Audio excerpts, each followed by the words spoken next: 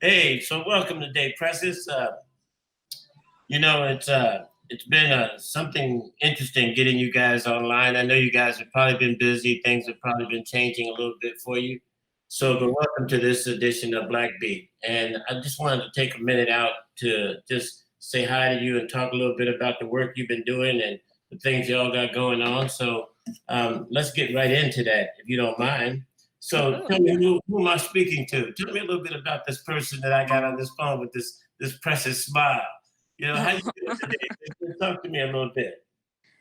Hi, my name is Precious Edmonds. My pronouns are she, her, hers. I am the Community Engagement and Partnerships Coordinator for We Count Oregon, which is a statewide community led campaign to encourage hard to count communities to participate in the 2020 census, which is currently occurring right now. So it's ongoing. My primary job is to do training and education around the census. So, to inform community members that the census is happening, how to participate, and then to take it a step further to move it just past the education around the census, but also to be able to equip community members to encourage their other community members how to participate as well, and the importance around the census because it's extremely important for our communities that we participate. It determines how funding is distributed to our communities and how our communities are resources. It also determines political power within our state and our communities. The census determines the districts, political districts. And so ultimately, we believe that the census is about, first and foremost, it's about representation, it's about money, and it's about power. And so that's the message that we've been communicating, and that's what we're doing. We just had an event on April 1st. Obviously, we've had to move a lot of things digitally into a virtual space. So we had a April 1st Census Day live stream party, which had over 494 participants across the state on our Zoom, and then an additional 5,000 viewers on like our Facebook Live. So we are really excited. We've had to make a lot of pivots within the last couple of weeks, obviously, because of COVID-19. And we are practicing social distancing. We think that's the best way to keep our community safe and healthy. And so our campaign has been doing that. And so we've been a huge shift from a lot of our in-person engagement to a more digital space. And so that's a little bit about me and our campaign currently. So tell me, Precious, so how is the campaign going now in light of the C-19 going on around right about now? How y'all having to alter what you're doing and tell us a little bit about what the change up because I know that you guys had a large engagement process going on and I would assume that most of the census stuff is a lot of hand-to-hand combat, so to speak, encountering people, making sure that that engagement is going on. So how is that all changing for you guys, or is it changing for you? Well, for our campaign, we've had to make some shifts in our campaign because of C-19. Right, we were having these huge summits that we had on February 29th. We had the Black Summit where we invited Black community members to come out, and it was a full day event. Obviously, we had to suspend all of our in-person meetings and events for the foreseeable future as long as C-19 is around. Um, so that has been the biggest shift. However, a large part of our campaign was also we were launching our field outreach program, which we did launch. We launched that just at the end of March, so like around March 26th, something along that lines. And though we had a component about that, like our strategies were always going to be phones, texts, and doors. So we were contacting hard to count community members by phones, texts, and doors. We have scrapped the doors. We're not going door to door anymore, but we are calling community members. So we're making phone calls, telling people that they can participate in the census, reminding them, asking them, and that is our ask, is that they complete the census. We're pushing to use online, right? The census, this is the first time that it's offering you the ability to respond online. So that is still going. So the census is still continuing. And because the census is still continuing, we are still moving forward with our work. The deadline for the census responses was initially July 31st. However, the census, because of COVID-19, has seen the need to push that deadline further back to, so currently it's August 14th. And so we're still moving forward. Our a large part of what our campaign, our field outreach, the biggest change was that we had all of these office spaces that we were going to actually, employ people and work out of the offices. We're all working from home, so they're doing digital outreach from their home. Obviously, that has changed who has been hired. That's a question of accessibility, because now you needed to have internet and phone service at your home. But we're still moving forward with the work. And we are not able to do in-person events, so now we're hosting these online events. We did our first one on April 1st, which was the Census Day event, and we'll be doing several more, engaging particular and creating content that is directed to a particular hard to count community demographic. Precious, in light of some of the information that's being revealed about the Black community in terms of the C-19 and its impacts on our community, tell me a little bit of why, talk to me, delve in a little bit of why the census is so important for Black people and people of color in our communities. What makes the census for us at this time more so significant than ever before? So, yeah, I mean, right. So the census, well, let me back it up, right? So we're seeing nationally that the people who are most impacted by COVID-19, obviously it's a national and global pandemic. However, African Americans are disproportionately dying from this disease. Right. And obviously it's not because we are inclined, but it's just exposing the inequalities within our communities, right? We have less access to healthcare. We have so because less access to healthcare, we have more predisposed to the diseases that make it more dangerous for you to contract COVID-19. And so just in terms of like healthcare, right? The census determines how much funding a community gets and where that funding goes in terms of like healthcare. And not only does it determine funding, but it also, census data is used for all types of research, actually inform the decisions that are being made on the macro level and on the micro level. So it is extremely, extremely, extremely important. The very foundational process that everyone can participate in is the census, and then all of the other decisions. So our issues, right, like a lot of our concerns, is it just about access and lack of resources in our communities? And then but Black people tend to be one of the most undercounted, and because the census is a self-reporting process, we're undercounted because we opt out of this process, and justly so, right? We have a distrust of our government. And that's a valid concern, right? That distrust didn't come out of nowhere. It's historical. We have the history of Black people in America. It's a troubling one, given. Right. But because we deselect ourselves out of processes that we can participate in, they then use that our we're not in that data. So we're basically not being considered when decisions are being made. And that's on the foundational level. And then Wow. obviously that census data also trickles down into political data in Right. terms of voting, in terms of voter rights, in terms of all of that. And so it is critical that if we want to see shifts in how we're represented in this country, within this state, within our on the local level, the very first thing that we need to do is start participating in the census, and at a high level. Wow, wow. So, and this is funny because, I don't know, yeah, I've been around a little, a little while. I've seen a few rodeos already, Yes. but, it's just, it's kind of funny because, all of my, like this house, like in my home here, I've had probably 20 something years.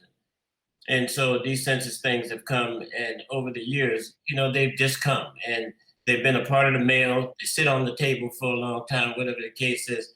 But this seems to be one of the first years that census seems to be taking on a new profile, a new kind of energy, energy that's radiating. So, what brought this attention to like having, ethnicity represented, having that voice a little bit more heard? How did that proliferate? What made you guys front and center, or just the voice that I'm hearing? I'm hearing a voice that's ringing to me, is saying, "Hey, yo, man, you don't you know your importance? Don't you know how valuable?" So I'm hearing this voice constantly, but it's the first time I've ever heard this voice around the census that's coming. That's basically that I could hear, but it's always been out there, but I never was able to hear it because it was never aimed at the importance of me being participating with that.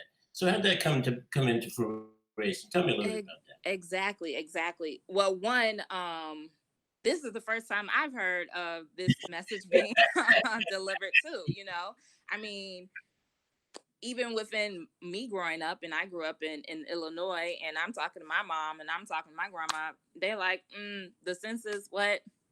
Yeah, tell Like, me. nah, that's not for me. What Yeah. I'm gonna get out of it.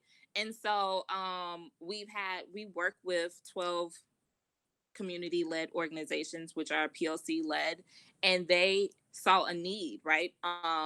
People of color are a large, often in every census that has ever occurred, has been undercounted, right?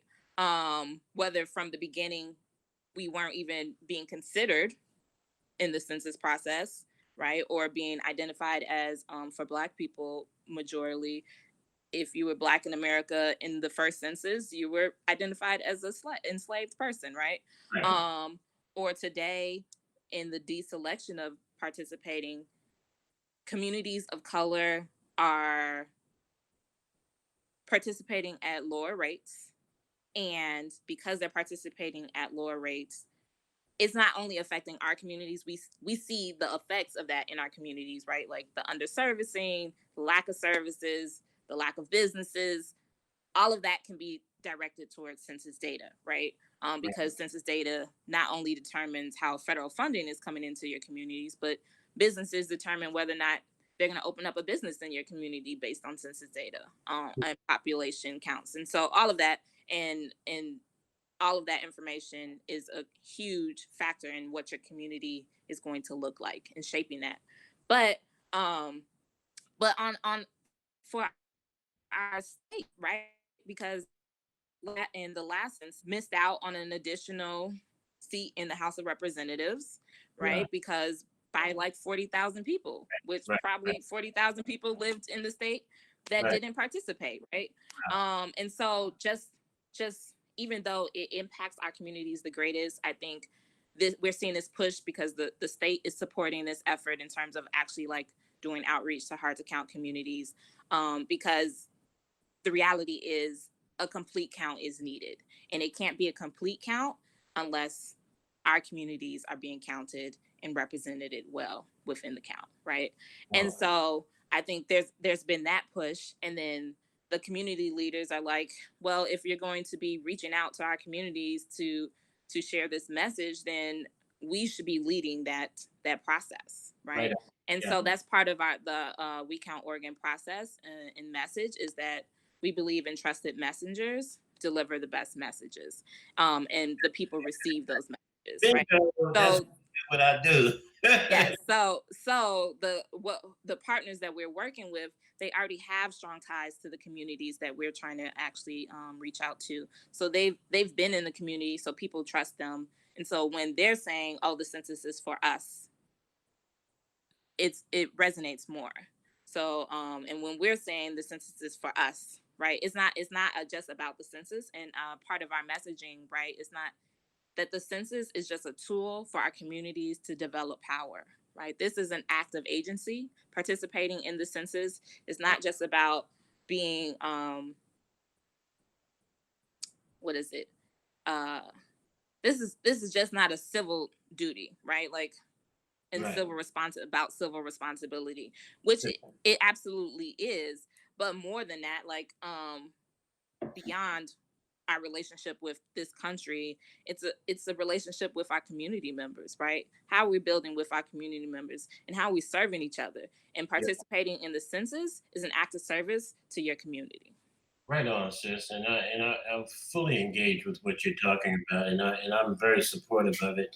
But on the next message, on the lighter message, what give me something. Let's talk about something positive on the way out of this. What are you seeing as a fruition or coming to light?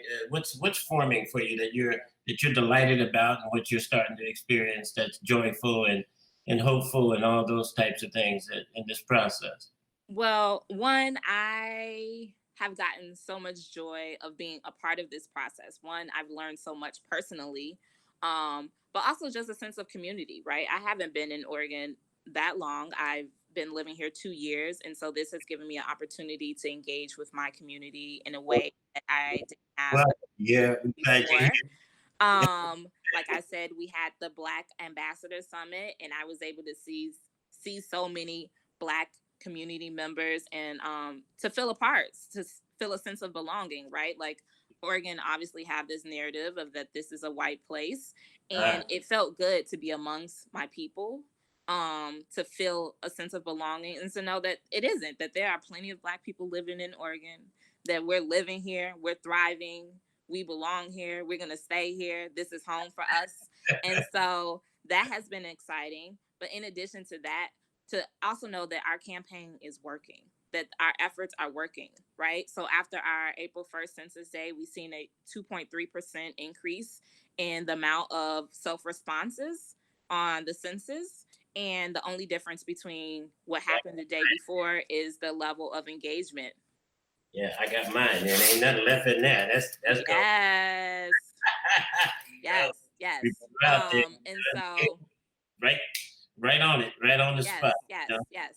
I'm Well, here welcome, for it. So sister. that Come. has been exciting. And to see the other people's excitement. Like we had a person who came to our training, got excited about the campaign, and they had a fence in their community. They painted a message on the fence about the census, and Right. now and did it in multiple languages as well.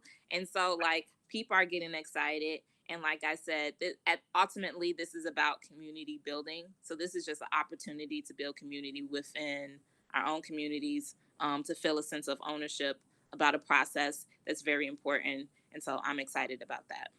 You know, sister, I'm glad you're here. You know, one of the things that we just trying to make sure the narrative that has been told is that historically, most Black people, you know, who come here, there's always been this message that, you know, not only are you dealing on the front that this is basically the whitest state in America, but you're also sometimes dealing with the opposing reality of Black people opposing outside Black people coming into to the state. So generally a really difficult segment or segue for people coming in. And so I have this model that says is that you don't have to be born Black in Oregon for your Blackness to matter and count.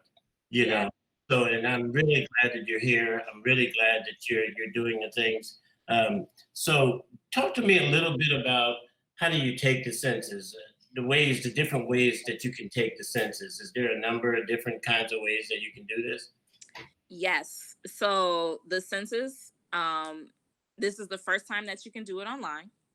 So you can go to www.2020census.gov and you can fill it out online. It's super quick, it's super easy. This is how I did it myself. I did it from the convenience of my phone. So you can access that website on your phone. Super easy. It says you can take it up to in 10 minutes. It doesn't even take that long. It literally takes like 2 if you do it online. Right, Especially if you have the census ID, which they have mailed you out. So right, all of your information that you're receiving from the Census Bureau has that ID number on it. The other way to do it is to call the hotline, and you can give your responses over the phone. And then, there's also still, you can do it by mail. So they're sending out census form paper questionnaires in the mail. You should be receiving them. If you haven't already responded to the census within the next couple of days, you need to take that form, fill it out, and mail it back. No postage necessary. So you have 3 different options. All of them are easy. All of them are quick, and it doesn't take that long. So don't let time be the reason you don't do it, right? Yeah. So it's an easy process. Well, right on, sister. Hey, listen, welcome to Black Beat, and I am so glad that you decided to take a little bit of time to come out and hang out with us this morning. You hear, it is definitely a pleasure to have another sister come to town. You know, I'm always putting out that shout out. Look here, y'all. Y'all need to get out of them cities, burying yourself deep in that urban, whatever you want to call it, out here, right? And get a little bit more space, because here's the only place that we know that new dirt is still being made, because at new volcanoes all right. Mm-hmm. I digress for just a second. This morning back east, because my family and stuff is Georgia and Jersey and places like that, and my sister. I just got informed that my sister got diagnosed with the virus this morning after the 3rd day of knowing about it. She seems to be functioning right now. But we're gonna keep our fingers crossed and keep working, and do all the usual stuff we Black people do. Yes, gotta pray about it. Gotta pray about it. Gotta pray about it. Okay. Lay down and say, "Oh Lord, what a mess we made of things. Please help us." Right. Yes. But in the interim, how can this Black groups build post census? I mean, how do we begin to continue the momentum? What's your thought about how we're going to continue this momentum to be able to somehow or another acquiesce into the future? How do we continue to maintenance or keep this up, moving in the direction in which what's your future thoughts about that? About how we keep this census being important, moving in people's with Black groups build, on the post? How do we keep those Black groups enrolled, keep them involved? What's your thoughts about that after the census has been done and moving into the future? I believe, well, a couple of things. So I think it's absolutely necessary that we don't lose the momentum that we've been building around the census. So particularly for organizations who are doing outreach, who are increasing messaging around this, I think it's important, if you're engaging with community members, to continue that community engagement beyond the census, right? So it can't just stop with the census. You need to keep people engaged. That's first and foremost. And then also, like, not just when you have an ask, right? I think a large part of what the organizations that we work with is that they're involved with the community, whether they're working with on an issue or not. And so it should not just issue based. If you have that real relationships, authentic relationships, then when an issue arises, it will be much easier to mobilize your community, right? Because you're already in connection. And I also think that in terms of, like, with organizations, I think they should take this opportunity to work with each other and try new things, right? With the census, this has been an opportunity. Like, the organizations that we've been working with, they've created a new collective. They came together. This is the first time that they've been working together in this capacity, trying new things in terms of, like, with the phone banking and the scale of reach. And hopefully taking the skills and the tools that they've learned on this campaign and being able to move it forward and to continue to work. And so that that not only are they working with just, the Black people, like, you can work with Black organizations, but how much stronger is it that not only do you have the Black organization support, but you also have the Latino organization support. You also have the LGBTQ organizational support. And so that when there's an issue, that not only are you calling the Black people who it affects maybe personally, but then you also have these other people who can show up for you. Right on. So, right on. and I think that's what our hopes are for the Right on. Hey, listen, again, welcome to Black Beat, welcome to Oregon. And thank you for having me. Yo, sister, look here, we trying to keep you. You hear? Keep you because our history here has always been a little bit precarious, but I think this, to some degree, may even seem frightening to Black people because of the state of Oregon. There was really an intentional reality to keep us fragmented. and not so much banding and clanding together. In their minds, it's always been a thing that every time we drove some type of stake or anchor into the ground here, it's always been removed and people has always been disbanded, dismantled, and somehow or another moving from northeast to out into the east or from this place to that place. And so this whole nature of keeping us divided here in Oregon was part of the master plan. So we're so glad that the census has taken a definitely a different approach to making sure you're flushing a little bit of that out into the opening and making sure that those numbers are accurate and no more of that burying us to the degree to where we don't exist as a number and account in a significance. So again, sister, again, Precious, much respect to you and we appreciate you coming on to Black Beach. You hear me? Until the next time, sister, I'm looking forward to the work y'all doing. And hey, stay with us. You hear?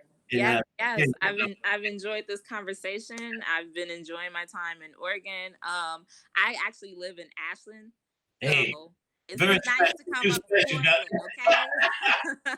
Hey, look, we be running to Ashland, but we be running through Ashland. But no, I know. And so I mean, I when I moved here, I moved directly to Ashland, and I like it. It's such a beautiful town, but it's what it is lacking is Black people. Oh, no doubt. When I come running through there again, like now I just come up to Portland when I want to see family, Yeah, no, that's okay. Because my daughter, she was a big softball player, so we used to come down to Medford, and then for what I do once they play softball, I just disappear in Ashland, and of course, someone that's a intellectual to some degree or what they got a renaissance, of course, you got to stop it and listen to a little bit of Wherefore Art Thou. Yes, you got to check out the Oregon Shakespeare Festival. Yeah. Unfortunately, they had to postpone their season until the fall because. Wow, did you go to school down there too? No. I went to school in Chicago, and then I did grad school in Georgia. So I went back for grad school. Where was you at in Georgia? Georgia Tech. Oh, really? Mm-hmm. What is my family? My family all live down there in Savannah, girl. They all love bulldogs, all that little stuff down in there. Well, I had to jump out of there and go to one of them Ivy League schools. I don't know. Sometimes but my daughter has always shown me the respect. So she came back and took her paper at Grambling. And and she gave that little honor to her dad, I guess, because I always kept saying, boy, I should have went down to the SWAC. You hear what I'm saying? Listen, I have a greater appreciation for the HBCU, okay? Even though I didn't attend one. But I think about going back to one of them, but she gave me some honors on that, and she came out there with cum laude, and I was all good about all that, and so I at least got that little piece of it happening. But again, Precious, you're busy. We're gonna let you get out of here, but this has been a real pleasure, and we look forward to doing it again. You hear? Absolutely. You can have me anytime. Yes. Therefore, I'm looking for. Hey, but when I come through down there, I'm gonna be looking for. Look, I know. Drop me a line. Yeah. We can catch a play. Yeah.